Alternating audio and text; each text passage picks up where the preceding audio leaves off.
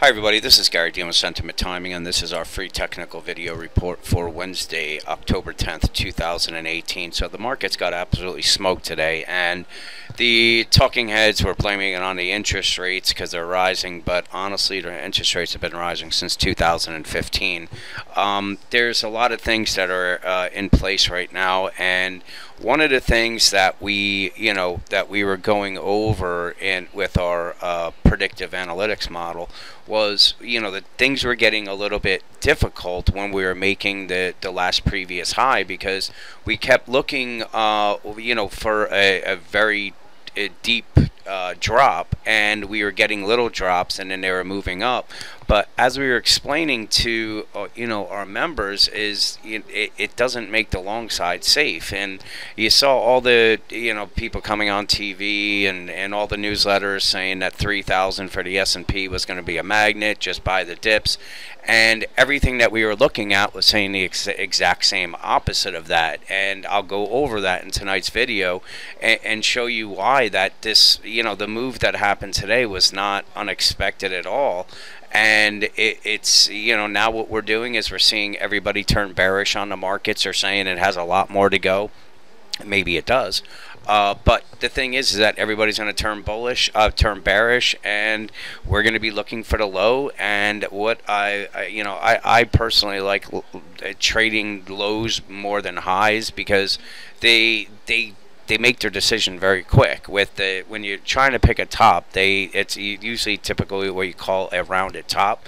So you get a drop, go up, and eventually what happens is it rolls over like it did. But bottoms are V bottoms. So when you know when to expect a low, like the members do, what happens is you just look for the support levels. You look for other technical reasons to be looking for a low, and then what happens is you start layering in. And by the time the herd realizes that the low is in, because they're shorting the rally the entire time, we're 60-70 points up on the S&P, and then what happens is they get squeezed and turn bullish, and that's typically right when the market's about to reverse down. And I've been saying that this cycle repeats over and over. So we have the time periods that we're looking for the low sentiment. We're going to get a very low sentiment reading tomorrow, and technicals, I will go over all of that right now. So let's go over sentiment. What was the clue that this was just a fake breakout here? And you can see sentiment where we got a massive divergence, and this is like a technical indicator where sentiment, as far as what the dailies are coming in, they're not coming in extremes, they're not coming in lows, but you can see the moving average was moving down. So like a regular technical indicator, sentiment gave us the heads up that this was a fake top and it was a fake breakout, and everybody that was buying it was going to get caught in a massive drop like we saw.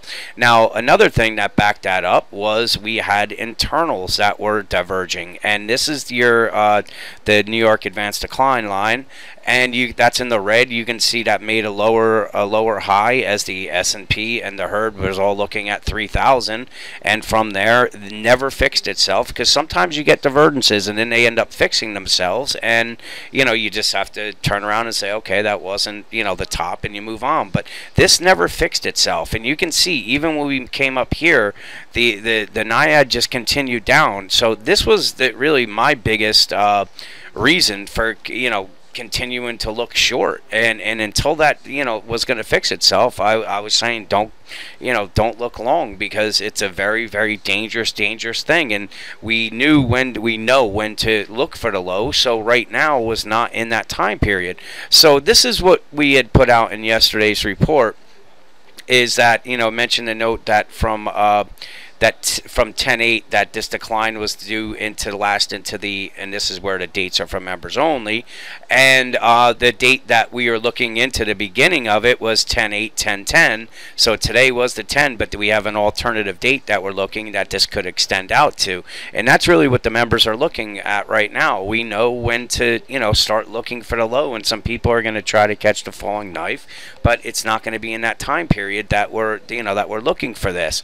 So the election uncertainty may be discounted much sooner than expected, still recognize that the viral cascade of negatives is occurring. As noted, this is a typical wave 3 or C wave phenomenon. So right now, this is what we were looking for, and this was what we had said on Tuesday, that it's this was, it was a typical wave 3, and wave 3s are your largest moves to the downside. So here's the important part: is rates will continue to rise, as I noted 5 years ago, and they will continue to rise for decades. And why is that important?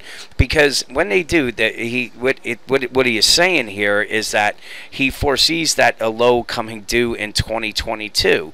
So he's been bearish on treasuries for 5 years, but the big picture is that it really has not helped anybody as far as the bigger trade. So this is for what he's talking about for the treasuries. Now the low for equities is coming in at 2020. So we have a lot of time to go, and the reason why that's important is because when you look at this wave structure, and I've been showing this for the past 5 months, I think, and really what it is, this is a weekly chart, and why the 2020 makes sense as far as a concrete low is the green is, say, the bigger picture wave structure. So you got 1, 2, and this was your big wave 3, and all you do is kind of break it up. I don't even want to confuse you guys with the Elliott waves, but just count to 5. So you have 1, 2, 3, 4, 5, and now you add another little 5 waves up. So when you have your wave 5 of 5, this completes this long multi-year wave 3 to the upside.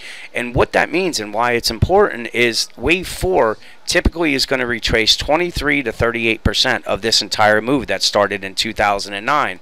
So if it just does a retracement of 23%, the target's going to be 2407. If it does 38%, then we're going down to 2056. So can you see in the next, if Woody's looking for a real solid low in the market to come in 2020, how this can play out like this, and where we can have these big moves up and down. But this isn't, I'm not showing you this because, this is what we're trading. But what it's going to do is open the door for volatility, and that's where the big moves are really going to come in. So let's just go to our regular charts right here, and this is an hourly chart. Here's the wedge that I've been showing. So on a technical basis, we had bearish divergence, we had a bearish pattern, and we had a big move. But if I go to a daily chart here, this is what I'm talking about, where this was your wave 5 that I just showed you on the weekly chart. So right now, what's going to happen is we're going to get a bounce somewhere, and what's going to happen with that, that's going to be our wave 4 up.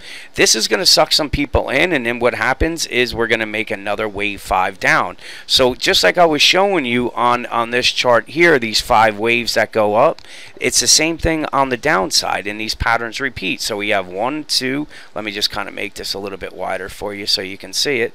So this is how it'd be. We have our 1, 2, this is our wave 3. Wherever it bottoms, it may get down to the 2765, but what will happen is we're going to get a wave 4 up that's probably going to retrace 23 to 38%, just like I was showing you on that weekly chart. But then we're going to make another low, and this is where everybody is going to get bearish on the market. And what's going to happen from there, and the reason why the next low date is going to be important is because once this 5 wave completes, wherever it does, the wave 2s, let's just say it ends at the 2765. The wave 2s typically retrace anywhere from 62 up to 78% of this entire move. So if we get down to 2766 and this thing retraces 78% of the drop, it's almost 140 points to the upside. So this is where everybody's going to get bullish on the markets, and then from there we're going to start our wave 3 down. Now if I go back to this and you remember what the wave 3s, these are your most powerful moves. You can see every wave 3, this is where the big moves take place. So what is going to happen with this is once everybody gets bullish up here, you're going to see sentiment turn extreme bullish again. We're going to have a turn date for a top, and then it's going to open up the door for your wave 3 to the downside, and that is going to be when things really fall apart, where we can see a move down to your that's going to retrace down to the 2500 level. level. That is what something like that would take place. But again, these are just bigger picture things. We're going to be trading these moves. Once this makes this wave 5 here, we're looking for the long side up here. That's going to bring us up to the 2904 or up to the 2875. We'll be long. And then once we start running into our time period that we're going to be looking short, you start scaling out of your long positions, get short, and then you wait for the next move to the downside. And then once that ends, we do the same process. So even though the things I'm showing you are say, a bigger picture, there's going to be so many different trades in between this. So right now, you know, just to let you guys know, I would say that I anticipate that this low is going to come in 27.47. We could get all the way down to 2700 because that's where this pattern is talking about. But I'm not sure. Wherever it does, it's going to make that low. If we lose this support right at the area where we're at right now, 27.88, then 27.47 is going to be probably the low, or just one of the temporary lows. But we're eventually going to get a move that's going to come back up to these levels here. And from there, that's when it's going to be time to start looking short again. So what the bulls have to do, I mean, they have a lot of work. They really need to get it back above this 28.62. So they have a ways to go to get there. If the bears continue lower tomorrow, again, 27.47, 27.01 would be the next target. So, like I said, we have some really exciting times coming. I think that there's going to be a lot of money to be made. This market's been very complacent for the past few years, and once volatility kicks in and sticks in, then we're going to see, you know, where people aren't going to really like this market anymore, and there's going to be a lot of money to be made. So with that, good luck trading, and I'll talk to you guys next week.